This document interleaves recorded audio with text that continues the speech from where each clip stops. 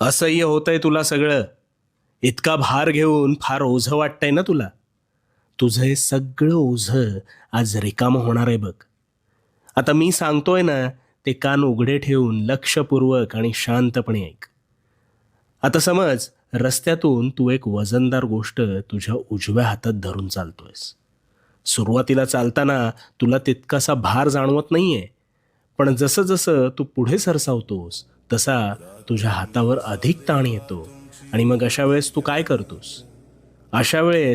तू काय करतोस तर ती गोष्ट तात्पुरती का होईना खाली ठेवतोस अथवा दुसऱ्या हातात घेतोस. का? कारण भार झेपेनासा झाल्यावर त्यावर त्याच वेळी तू तत्परतेने मार्ग काढतोस आणि त्या हातावरचा भार टाळतोस. मग यातून काय कळलं? ज्यावेळी भार होतो असं वाटतं त्यावेळी त्याच वेळेस